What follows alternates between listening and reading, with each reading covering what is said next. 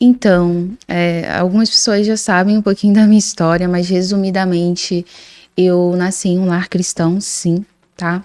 E eu sou muito grata ao Senhor por ter conhecido ali desde pequenininha os caminhos do Senhor, né? Porque a palavra do Senhor vai dizer: ensina ao teu filho o caminho que se deve andar, para que mais tarde não se desvie dele.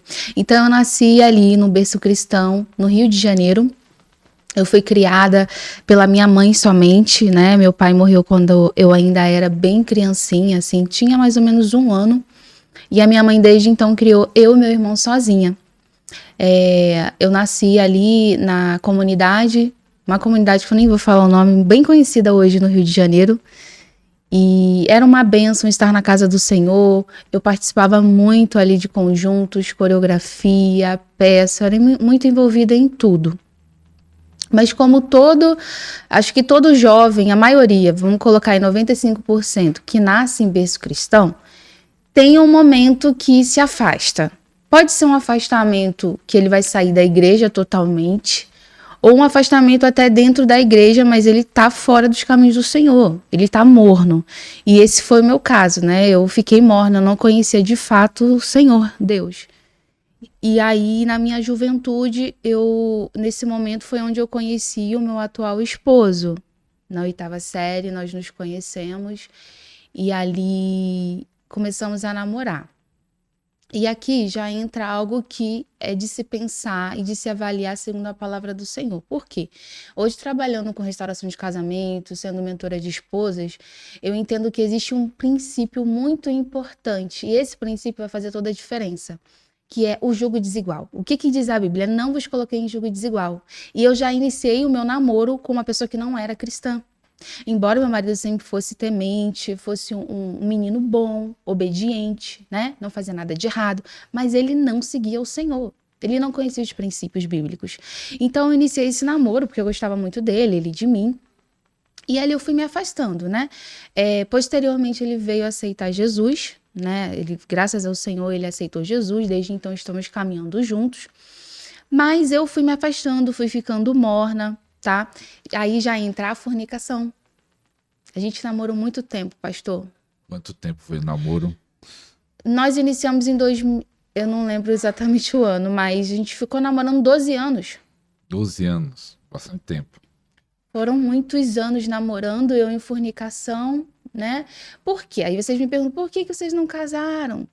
É porque a gente queria situações perfeitas, né? Nós queríamos a casa perfeita, sair da comunidade, porque, como eu havia mencionado, nós morávamos numa comunidade. E no início não vai ser assim, né, pastor? Casal, a maioria dos casais, eles começam devagarzinho, conquistando aos poucos, e eu prefiro ficar na fornicação. E eu ceiava. Então, olha as legalidades que eu já estava abrindo na minha vida espiritual, né? Então, a gente foi ficando, namorando, eu afastada. Aí o Senhor, ele cumpriu uma promessa na minha vida, que ele tinha prometido que eu entraria para uma faculdade pública, né? Muito tempo atrás, ele prometeu que eu entraria para uma universidade pública e eu passei para a UFRJ. Então, eu desandei de novo. Por quê? O crente, para estudar na faculdade pública, ele tem que ser muito crente, senão vai dar ruim. É muita ideologia diabólica ali. E pronto, essas ideologias foram entrando na minha mente, né? Eu comecei a gostar de muitos tipos de frases de cunho feminista. Eu ouvia músicas onde exaltava somente a mulher, dizia que a mulher não precisava de homem e que você pode conquistar o mundo sozinha. E eu fui me colocando debaixo daquilo tudo, sabe? Mesmo dentro da igreja. E virei feminista, tá? Eu virei feminista e aí, em um certo momento do nosso relacionamento, eu precisei fazer uma cirurgia de tireoide, que é essa cirurgia minha aqui. E aí a gente falou assim, olha, em vez de a gente casar, vamos fazer uma união estável. E foi um erro gravíssimo meu. Porque até então eu não sabia se era casamento ou não, minha mãe achava que era casamento, só que a união estável não é casamento, pastor. Por quê? Primeira coisa, estado civil não muda.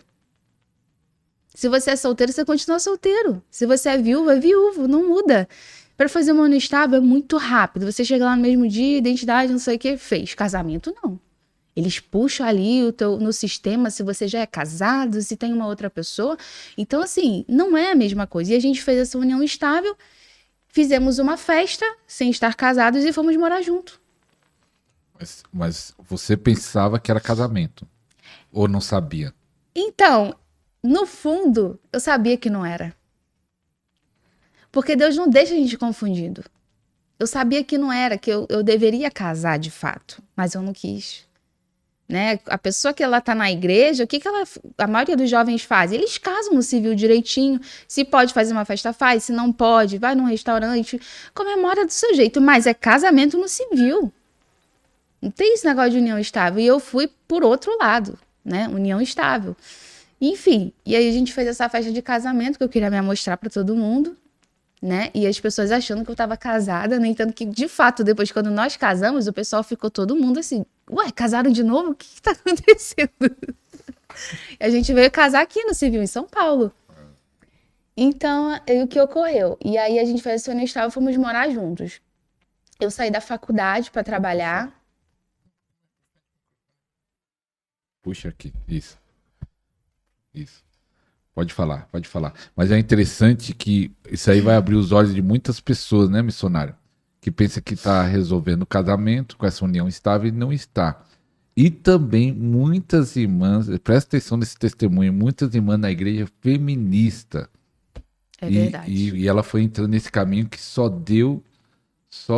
atrapalhou o espiritual dela. Pode continuar, missionário, desculpe ter atrapalhado, Gustavo. É verdade, pastor. E assim, nesse momento eu saí da faculdade, né? Porque eu falei, eu preciso trabalhar, sempre fui muito independente. A minha mãe criou eu e meu irmão sozinho, então eu via muita força nela. E também eu acredito que o fato de eu não ter um pai terreno influenciou nessa minha questão do feminismo. Porque eu não tinha uma figura paterna. Eu vi minha mãe lutando a vida inteira sozinha e eu falei, é isso. Eu tirei isso de uma maneira errada, né? Eu falei, eu vou lutar sozinha, eu não preciso de homem também. Então, eu saí da faculdade e fui trabalhar.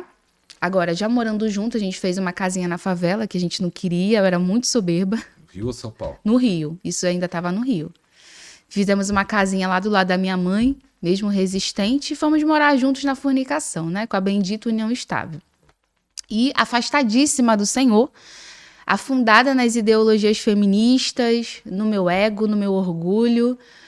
Sempre, só para deixar claro, antes da gente entrar na ansiedade social, eu sempre fui muito sociável, muito, participava de peças, coreografia, então, enfim, foi realmente um deserto que o Senhor me levou. E aí eu comecei a passar por situações de rejeição, o Senhor começou a me levar para o deserto. Rejeição, muita briga dentro de casa, Satanás estava atuando de fato no meu casamento de inúmeras maneiras. Casamento não, né, gente, que a gente não estava casado. Dentro da minha casa.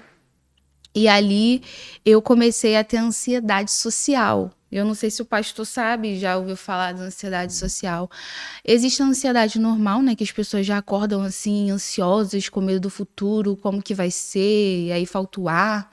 Mas a ansiedade social é uma ansiedade que se dá quando você está entre pessoas. Né? Por exemplo, pessoa com ansiedade social nunca estaria aqui. Pessoa com ansiedade social não foge de eventos onde há pessoas, ou seja, é um cativeiro espiritual que Satanás coloca. E existem diversas pessoas que não saem de casa, que não arrumam um emprego, que desistem de viver uma vida por causa dessa ansiedade. É totalmente demoníaco. E hoje eu entendo que o Senhor me levou para essa ansiedade para hoje eu libertar pessoas. E eu atuo também ajudando pessoas nesse cativeiro. E aí eu fiquei com ansiedade social. Nesse mesmo momento, eu decidi que eu queria estudar muito para concurso ser policial. Por quê? O feminismo trouxe isso para mim, desse empoderamento. Quando eu vi uma mulher fardada, eu achava o máximo. Eu falei, quando eu tiver uma arma, ninguém vai poder comigo. Oh, Jesus, eu toda no meu orgulho. E ali eu falei, eu vou estudar para concurso. Aí eu comecei a estudar. Eu fiz desse estudo um ídolo, sofrendo demais. Inclusive, eu vejo fotos minhas dessa época e o meu olhar é um olhar triste, um olhar vazio, porque a pessoa sem Jesus, ela é vazia. É Jesus que traz vida, que traz esperança para os nossos dias, não é verdade? É verdade. Mas é uma pergunta nisso. Você, nesse processo todo, nunca deixou de congregar? Então, eu ia do meu jeito. Uma vez no mês, ceava, totalmente desalinhada, morna, né? Como eu falei. E a palavra do Senhor vai dizer em Apocalipse, ou você seja frio, ou você seja quente, porque os mornos eu vou vomitar. O Senhor prefere... As pessoas se escandalizam, mas o Senhor prefere muito mais uma pessoa que vai pro mundo do que tá na casa dele brincando. Entende? Ou seja quente ou seja frio. E ali eu tava morna. Ia pra igreja uma vez no mês, um domingo sim, um domingo não. E não tinha vida de oração, não tinha jejum, não tinha nada disso. E Satanás pintou e bordou na minha vida. Ali comecei com a ansiedade muito forte. E a ansiedade, assim, eu posso falar aqui, mas ninguém nunca vai entender, só quem passa. Não queria estar entre pessoas, então eu comecei a me fechar, comecei a me afastar da família, de amigos. Enfim, passei um processo muito difícil de ansiedade. E estudando para concurso, né? Falei, vou estudar, vou estudar. Nesse período, graças a Deus, eu tive um encontro novamente com o Senhor acendeu a chama no meu coração, né? Nós renovamos a nossa aliança e foi um momento muito bonito. E ali eu tirei o concurso de ídolo e coloquei o Senhor em primeiro lugar. Foi onde começou a acelerar o processo na minha vida. Quando eu fiz isso, eu já tinha feito inúmeros concursos, não passei em nenhum. Quando eu tirei o concurso de ídolo, o Senhor permitiu eu passar para São Paulo, que foi para cá. Né? Então, eu passei num concurso aqui, vim pra cá. Só que eu já comecei a fazer tudo errado. Por quê? Eu vim sozinha. Nesse tempo, eu e meu marido já tínhamos a revelação de que o não estava era pecado e a gente estava vendo pra casar. Só que eu passei do concurso e a gente tirou isso de foco. E o foco foi eu vim pra São Paulo. Mas a gente não combinou como seria, se a gente ia casar, se a gente ia fechar essa brecha, se ele viria. E ele trabalhava no Rio, numa empresa, ele trabalha até hoje nessa empresa multinacional, uma empresa muito boa. Então eu falei, eu vou pra São Paulo e depois a gente vai ver como vai fazendo. Isso não existe, gente. Eu costumo falar, o casal ele não deve se separar. A Bíblia fala, não devem se negar um ao outro para que não sejam tentados. Então, o que acontece? Eu vim para São Paulo, a gente se via uma vez no mês durante 2 dias. Ele vinha para São Paulo e ficava 2 dias aqui. E a gente começou a se afastar. Se afastar da fornicação ainda. E com a distância, toda essa distância, tudo isso, o Senhor, ele levou a gente a terminar. Depois que eu me formei, nós terminamos. E o Senhor falou, agora você vai escolher. Ou você vai casar com ele, ou você tá livre, né, para seguir sua vida, porque eu não era casada.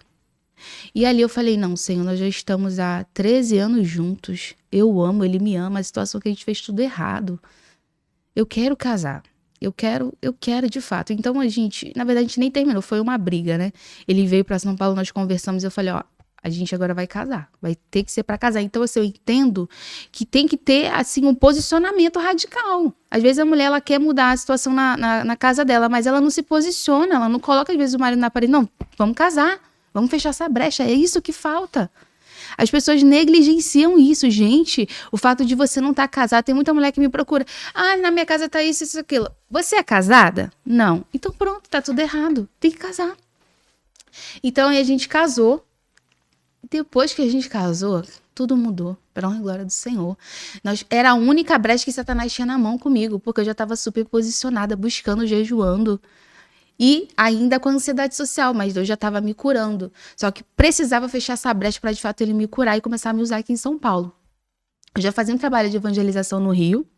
Quando eu me posicionei e tive aquele encontro, mesmo na fornicação, eu ia pra rua, eu evangelizava, entregava folheto.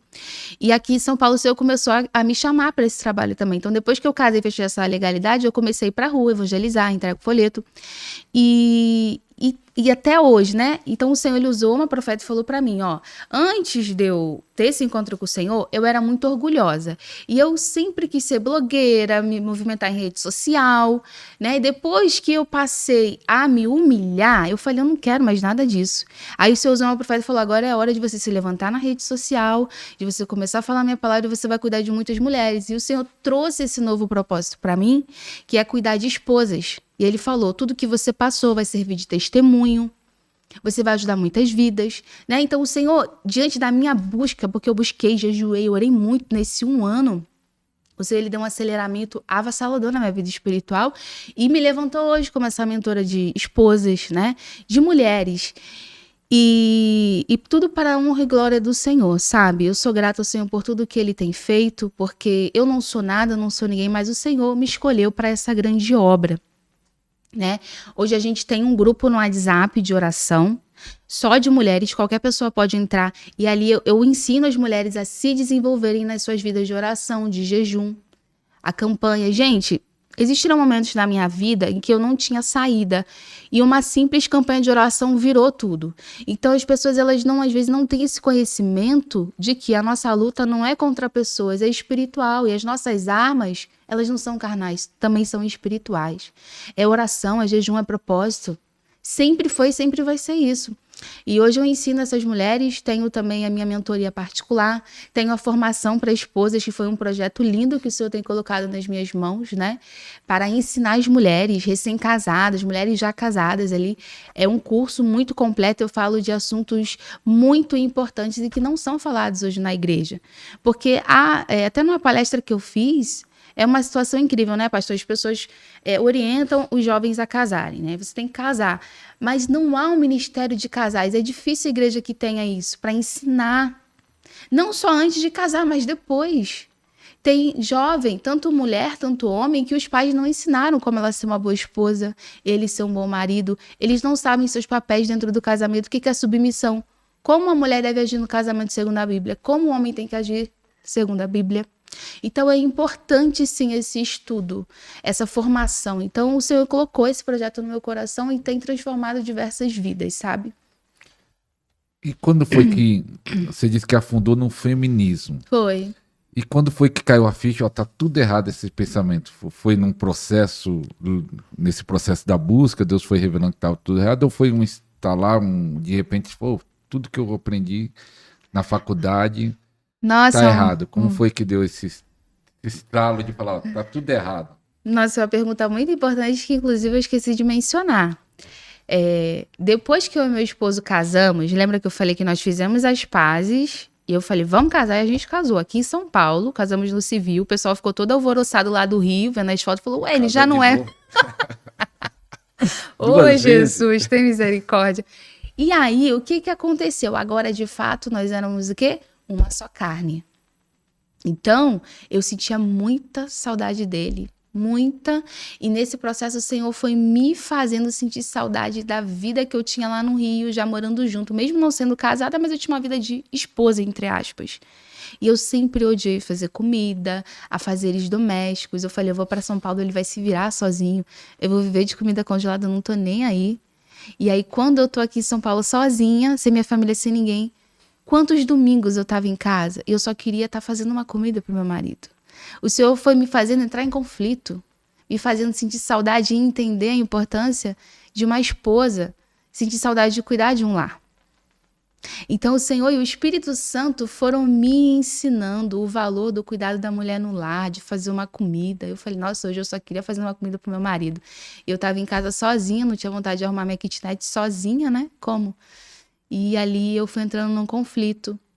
Eu lembro que uma vez eu estava vindo do trabalho com uma arma na cintura, subindo o morro da minha casa, que eu tenho um morro lá que é só misericórdia. 4 sacolas de areia pesadíssimas. E eu falei assim, ai, Jesus, isso tá muito pesado, só queria meu marido aqui comigo para me ajudar. Sabe, foi um momento muito bonito que o Senhor falou assim, tá vendo? A submissão, eu costumo dizer que ela tem os dois lados, e o outro lado é a proteção. Porque o homem, ele tem que amar e dar a vida pela sua esposa. Como Cristo ama e dá a vida pela sua igreja. Então, a submissão, ela também é uma proteção para nós. E tem mulher hoje, o feminismo, ele vem com isso, né? De não se permitir ser tratada, eu não preciso de você. Né? Tem até uma frase no feminismo que diz, eu quero você, mas eu não preciso de você.